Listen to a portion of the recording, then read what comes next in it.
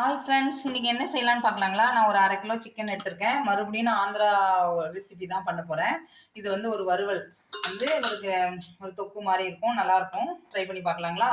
இங்கே பாருங்கள், இது வந்து ஒரு 1/2 கிலோ சிக்கன். நான் ஒரு 600 கிராம் கிட்ட சிக்கன் இருக்குது. நல்லா எடுத்து நல்லா வாஷ் பண்ணிவிட்டு இந்த மாதிரி போட்டுக்குங்க. கோடு அங்கேயே கேட்டாலும் போட்டு தருவாங்க. இங்கே வந்து சிக்கன் வந்து இப்படி கேட்டு இது பண்ணிக்கோங்க. நான் இந்த மாதிரி 2 லெக் பீஸு இதோட வாங்கியிருக்கேன். இப்போ இது வந்து லைட்டாக நம்ம மேரினேட் பண்ணி வைக்க போகிறோம். ஒரு 1 ஹவர் கிட்ட. மஞ்சத்தூள் போட்டுக்குங்க. மஞ்சத்தூள் போட்டுட்டு 1 ஸ்பூன் அதை நம்ம தனி மிளகாத்தூள் 1 ஸ்பூன் போட்டுக்குங்க. உப்பு, இதுக்கு தேவையான அளவு உப்பு போட்டுக்குங்க.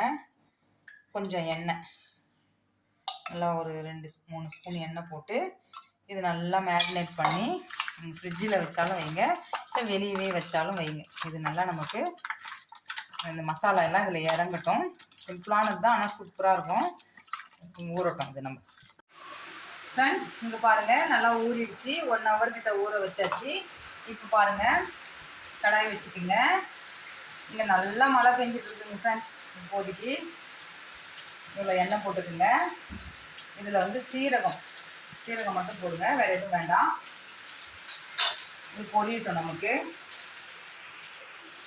ஃப்ரெண்ட்ஸ், சீரகம் வந்து நல்லா நமக்கு பொரிஞ்சிடுச்சு. இப்போ வெங்காயம் ஒரு 3 வெங்காயம் பொடிசாக கட் பண்ணி வச்சுருக்கிறேன், இதில் சேர்த்துக்குங்க. இது வந்து கொஞ்சம் அடி கனமான பாத்திரமாக எடுத்துக்குங்க. அப்போ தான் நமக்கு வந்து நல்லாயிருக்கும்.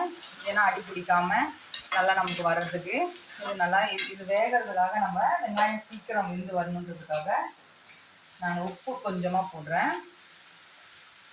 கொஞ்சம் உப்பு போட்டுக்குங்க. ஏற்கனவே நம்ம சிக்கனில் போட்டிருக்கோம், இதில் நம்ம பார்த்து தான் போடணும், சரிங்களா?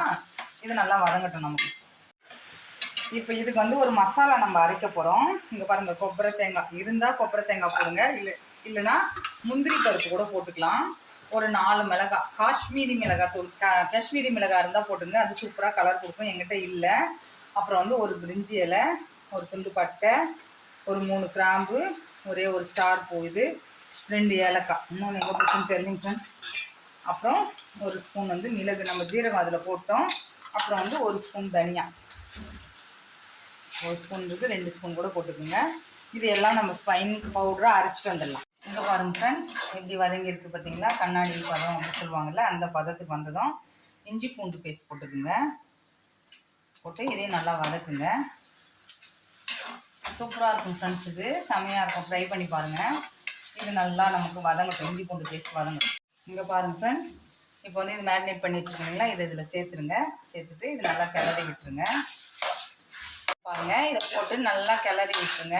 கிளறி இது நல்லா 4 பக்கம் கிளறி நம்ம இந்த சிக்கனில் இருக்கிற அந்த தண்ணிலாம் நமக்கு வெளியே வந்து அதிலே நமக்கு வேகட்டும். மூடி போட்டு இப்போ மூடி வச்சிடலாம். இதை இங்கே பாருங்கள், எனக்கு வந்து ஸ்கின்னோட பிடிக்கும் ஃப்ரெண்ட்ஸ். நான் வந்து நல்லா கழுவிட்டு எப்பயுமே நான் சிக்கன் எடுத்தேன்னா அதை நான் உங்ககிட்ட ஷேர் பண்ணணும்னு நினச்சேன். எனக்கு அந்த ஸ்கின்னோட இருக்கிறது ரொம்ப பிடிக்கும். ஏன்னா அது ஜூஸியாக இருக்கும் அது. அதனால் நான் எப்பயுமே வந்து அந்த மாதிரி தான் யூஸ் பண்ணுவேன். உங்களுக்கு ஸ்கின் வேணான்னா ரிமூவ் பண்ணிவிட்டு யூஸ் பண்ணுங்கள். இது வந்து அப்படியே நல்லா இங்கே பாருங்கள், இந்த அந்த தண்ணி, வெங்காய தண்ணி, சிக்கனில் இருக்கிற தண்ணி எல்லாமே வந்து நமக்கு ஒன்றா மேஷ் ஆகி அப்படியே வேகும் இந்த சிக்கனு.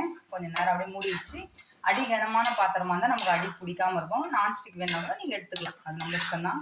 இது நல்லா நமக்கு அப்படியே இங்கே பாருங்கள் ஃப்ரெண்ட்ஸ், இந்த அளவுக்கு நமக்கு இதாகி வந்துருச்சு பார்த்தீங்களா? இப்போ வந்து ஒரு 4 பச்சை மிளகாய் சும்மா அப்படி கீறி போட்டுக்குங்க. கருவேப்பிலை போட்டுக்குங்க.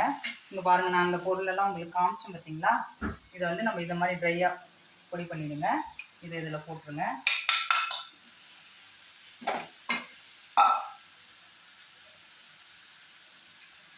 எல்லாமே நல்லா மிக்ஸ் பண்ணுங்கள். நமக்கு ஒரு 90% நமக்கு வந்து சிக்கன் குக் ஆகிடுச்சு. இப்போ வந்து இன்னும் ஒரு 10% மட்டும் அது குக் ஆகணும். இதை அப்படியே கிளறி விடுங்க. இந்த ராஸ்மெல்லாம் போகட்டும். கொத்தமல்லி தழை நான் தூவிட்டேன், அந்த கிளிப்பு மிஸ் ஆயிடுச்சு. அவ்வளோதான். இங்கே பாருங்கள், நல்லா வெந்துடுச்சு.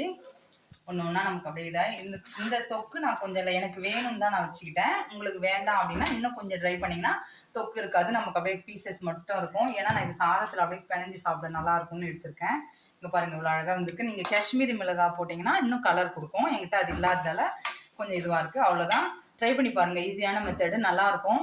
சூப்பராக ரசம் சாதம், தயிர் சாதம் எல்லாத்துக்கும் வச்சு சாப்பிட செமையாக இருக்கும். அவ்வளோதான் ஃப்ரெண்ட்ஸ், நெக்ஸ்ட் வீடியோவில் பார்க்கலாம்.